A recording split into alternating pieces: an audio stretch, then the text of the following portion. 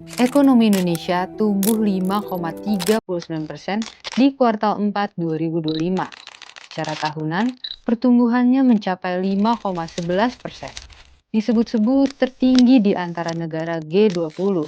Istana pun bersorak. Pemerintah menyebutnya bukti fondasi ekonomi yang tangguh. Media arus utama ramai memamerkan angka makro. Tapi di saat yang sama, lembaga pemeringkat global justru memberi sinyal berbeda. Moody's menurunkan outlook Indonesia dari stabil menjadi negatif. Disinilah paradoks itu muncul. Kita tumbuh cepat, tapi dianggap makin rapuh. Indonesia dipuji sebagai juara pertumbuhan G20, namun sekaligus diperingatkan soal risiko fundamental. Apakah ini sekedar perbedaan perspektif atau ada masalah yang lebih dalam? Hari ini kita akan membedah satu pertanyaan penting. Apakah Indonesia sedang menjadi macan yang pincang?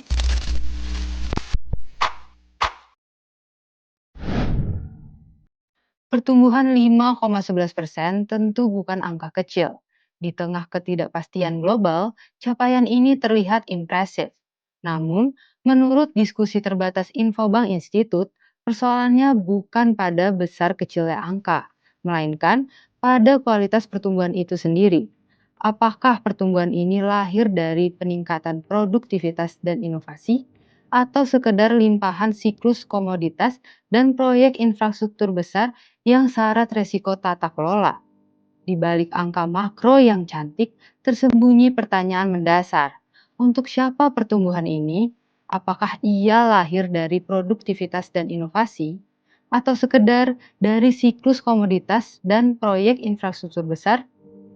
Jika ketimpangan tetap lebar, UMKM melambat, industri masih tergantung impor, bahkan pabrik tutup, dan penjualan kendaraan turun, maka pertumbuhan itu belum tentu mencerminkan kekuatan struktural. Penurunan outlook dari stabil menjadi negatif bukan sekadar catatan teknis.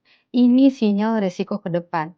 Moody's tidak hanya melihat angka PDB, mereka menilai sustainability kebijakan fiskal.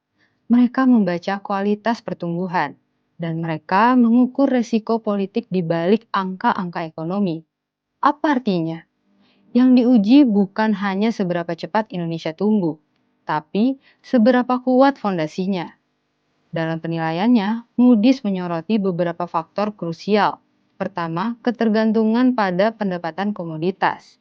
Jika harga global turun, penerimaan negara bisa tertekan. Kedua, beban subsidi energi yang masih membelit APBN.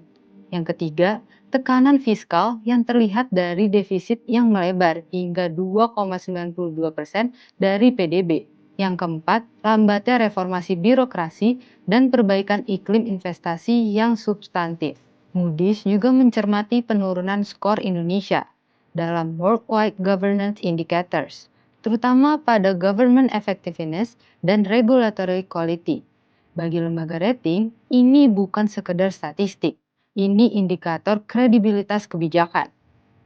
Defisit bukan dosa jika digunakan untuk investasi produktif, seperti pendidikan, kesehatan, infrastruktur dasar, dan riset.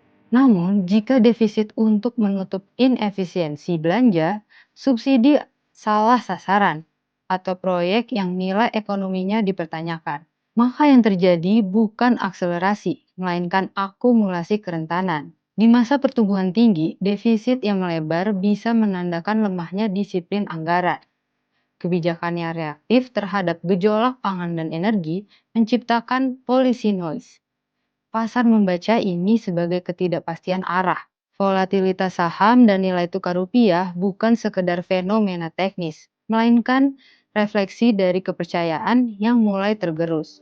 Padahal, Indonesia masih bergantung pada arus modal asing untuk menutup defisit transaksi berjalan. Kita pernah mengalami fase serupa.